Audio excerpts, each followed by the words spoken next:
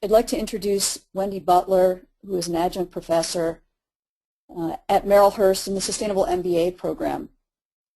And Wendi, I can let you just take it away and tell your story.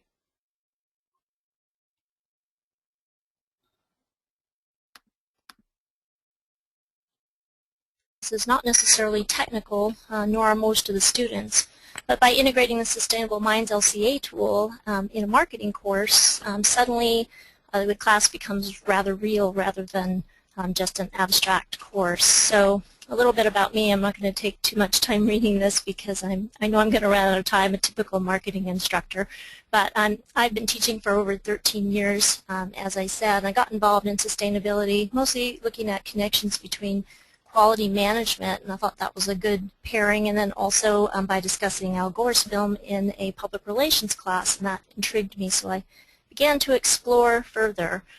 So, well, Marylhurst University in our curriculum, I should probably talk a little bit about that since it is unique.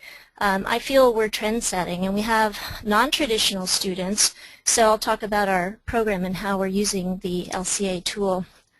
So Marylhurst was founded in 1893, and we're actually Oregon's oldest Catholic university. We're just south of Portland, about 10 miles on a beautiful campus in beautiful Oregon, pitch for Oregon.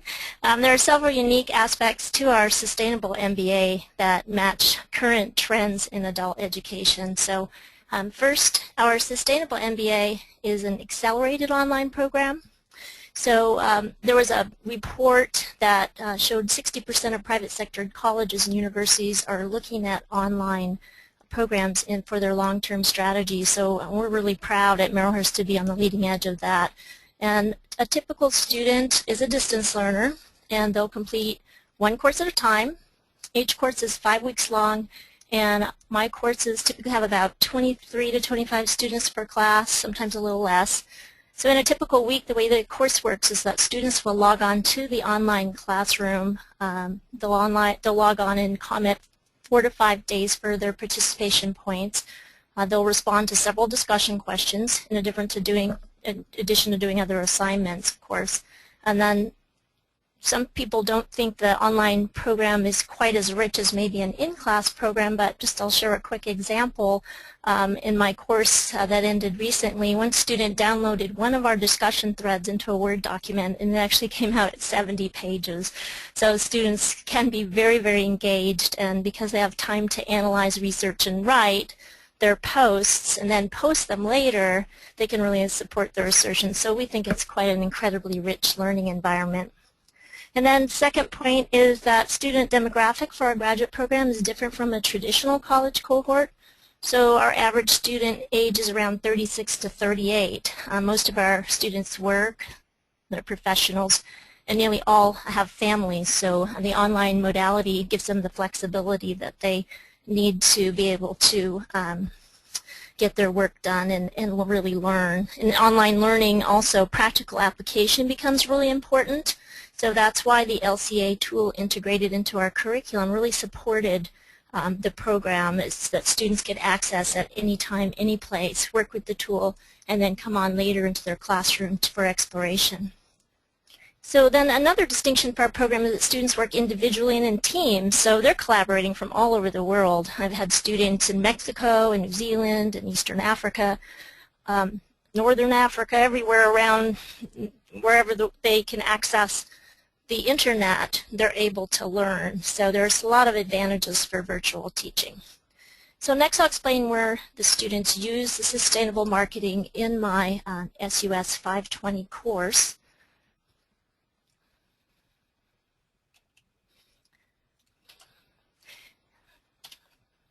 Okay, so 3 ways they use or the way that we've integrated Sustainable Minds into the curriculum. The first one is through exploration. So Eric's students are very technical, and so as he said, they just jumped right in and were able to explore the tool. But due to the 5-week constriction and also the fact that many of my students are not technical students and they're working in teams, I typically email them a week in advance, and they work with Sustainable Minds to get their logins, and usually one team member will establish a team login, and so then they'll all go in together.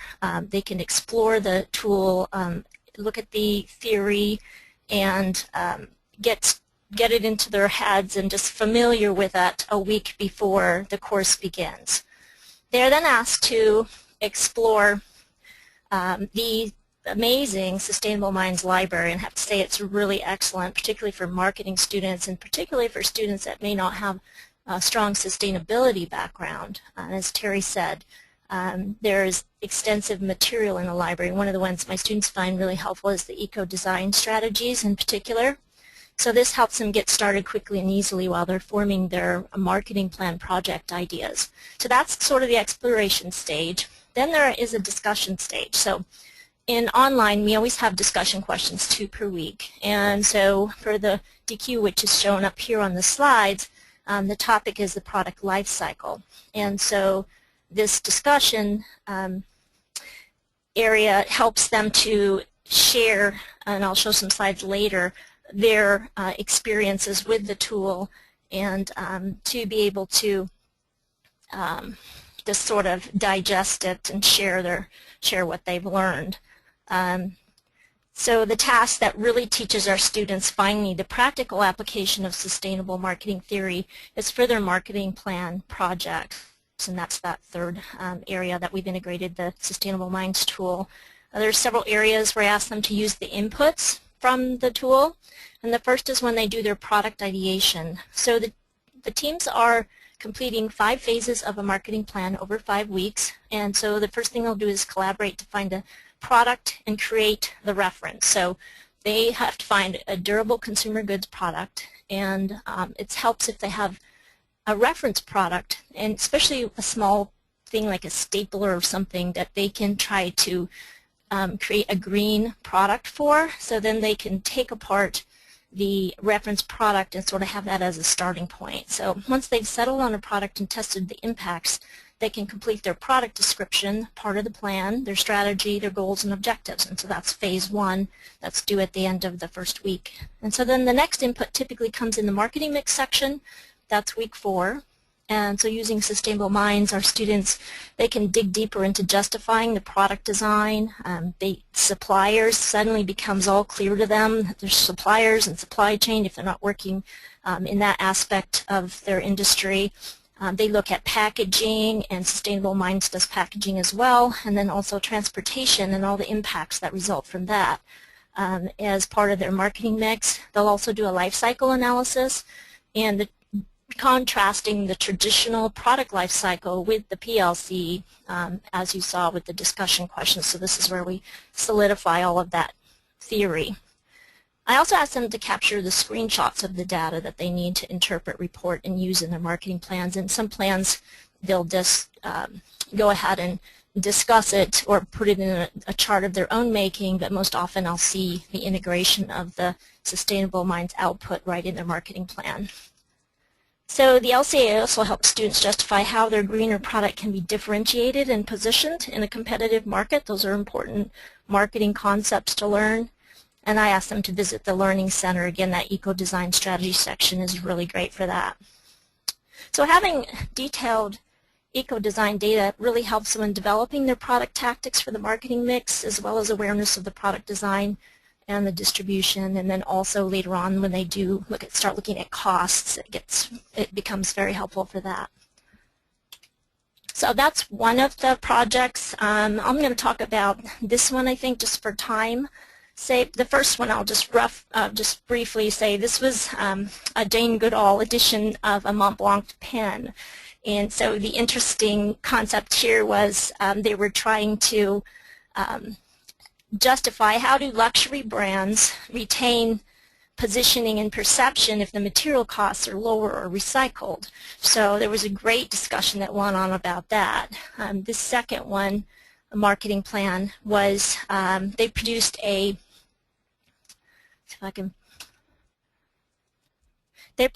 smart power strip, and they were concerned about credibility and greenwashing. Here it is. And they wanted to use the LCA for this product design, And then choice of materials, packaging, and transportation. And that was to ensure transparency and that their activities matched their goals and objectives. They were really concerned about transparency in this team. Just some other interesting projects so far. I've had one team was really interested in hiking and outdoors activities, so they decided to design a high-altitude climber's tent. And this caused quite a bit of discussion in the boards on week 5 when we allow students to look at each other's plans and they have discussions over what's going to work and what's not going to work. And the choice of tent stake material was silver fir, which is one of the Sustainable Minds materials choices, rather than a recycled metal or metal product. And so the discussion revolved around the cost, price, durability, perception. For example, when the tent fly off the side of Mount Everest in an 80-mile-an-hour wind. And the team really stuck to their guns with the silver fir because just using the tool and with the options of materials, they felt that they had researched the material enough and felt that it had quite the correct tensile strength and also met their goal to be near carbon neutral. So that was actually one of the interesting plans that students submitted. So even though students might not really grasp the technical terms, by 2 or 3 weeks out, they're really starting to grasp, you know, the bill of materials, what types of products and sizes and measurements go into products, and it can be really eye-opening for non-technical students. So here's some student reflections. I'm going to go back to my second point after the setup and then the DQ discussion. Hey, students, Wendi, yes. I'm just going to jump in from a time perspective Mm-hmm. and let people know that we will send them this deck if they request it, because these quotes that Wendi pulled out were extremely interesting and valuable, and we spent a bunch of time talking about them. But I'm going to ask you to wrap up with the key learnings. Oh, sure. As a marketing instructor, you know, we can go on and on. I have no problems keeping my students in my on-ground classes for 4 hours in the classroom, trust me. So key learnings. Product design and development is more extensive than realized. And as I said, students really jump into the tool, and then suddenly this whole world of product design and development opens up for them, and they're actually quite surprised. So non-technical students in a marketing class really can grasp the basics of the tool and jump in and start using it in a practical way. Also, LCA increases differentiation and supports the transparency. Those are things students are really interested in our program. But also, many of them are really interested in social justice issues. And this causes a discussion because the Sustainable Minds, of course, doesn't really take into consideration that element. So that is a good discussion starter for them. Just some trends. I think students need to come out of college with practical, applicable tools that they can use, and so we encourage them to put this tool on their resume so that they've had some exploration with something that's real, that's a metric that's out there, and it's a real great addition to their sustainability education. So thanks for allowing me to share my experiences with you today, and as I said, sorry I took so much time, but thank you. Thank you, Wendi. I think your enthusiasm, both yours and the students, comes through and makes it just really exciting. And